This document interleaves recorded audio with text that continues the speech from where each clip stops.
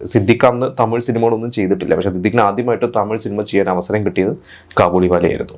കാബൂളിവാലയുടെ റീമേക്കിൽ കടലാസൻ കന്നാസിൻ്റെയും വേഷത്തിൽ പ്രഭുദേവയും വടിവേലും അന്നത്തെ കാതലൻ എന്ന് പറയുന്ന ഒരു സിനിമയിലൂടെ ഇങ്ങനെ ഹിറ്റ് കോംബോ ആയിട്ട് നിൽക്കുന്ന അവർ രണ്ടുപേരെയും വെച്ചാണ് പ്ലാൻ ചെയ്തത്.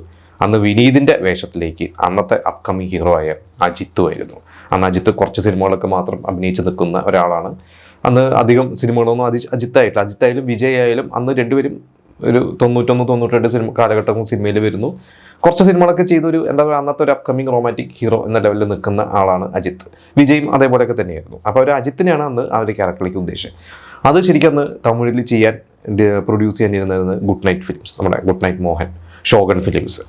അപ്പോൾ അദ്ദേഹം അന്ന് ബോംബെയിലാണ് അദ്ദേഹത്തിൻ്റെ ബിസിനസ്സും മറ്റു കാര്യങ്ങളൊക്കെ ആയിട്ട്. അപ്പോൾ അദ്ദേഹത്തിൻ്റെ മദ്രാസിലുള്ള ഓഫീസിലാണ് എല്ലാ കാര്യങ്ങളൊക്കെ ചെയ്തിരുന്നത്. അപ്പോൾ ഇതിൻ്റെ എല്ലാ കാര്യങ്ങളായിട്ട് ഇവർ പ്രഭുദേവയോടും വടിവേലിനോടൊക്കെ സംസാരിക്കുന്നു, അജിത്തിനോട് സംസാരിച്ചു, എല്ലാം സെറ്റായി നിൽക്കുന്ന ഒരു സമയത്താണ്. പക്ഷേ പ്രൊഡക്ഷൻ്റെ പല കാരണങ്ങൾ കൊണ്ട്, അതായത് സിദ്ദിഖ് പിന്നീട് ഒരിക്കലും ഒരു ഇൻ്റർവ്യൂവിൽ പറഞ്ഞത് ഗുഡ് നൈറ്റ് മോഹൻ്റെ അദ്ദേഹത്തിൻ്റെ ചെന്നൈ മദ്രാസ് ഓഫീസിലുള്ള അവിടുത്തെ സ്റ്റാഫിൻ്റെ ഒരു കമ്മ്യൂണിക്കേഷൻ പ്രോബ്ലം കാരണം കൃത്യമായിട്ടുള്ള ഡേറ്റൊക്കെ ഇവരുടെ വാങ്ങാനൊന്നും പറ്റിയില്ല. അങ്ങനെ ആ പ്രൊജക്റ്റ് അന്ന് നടന്നില്ല.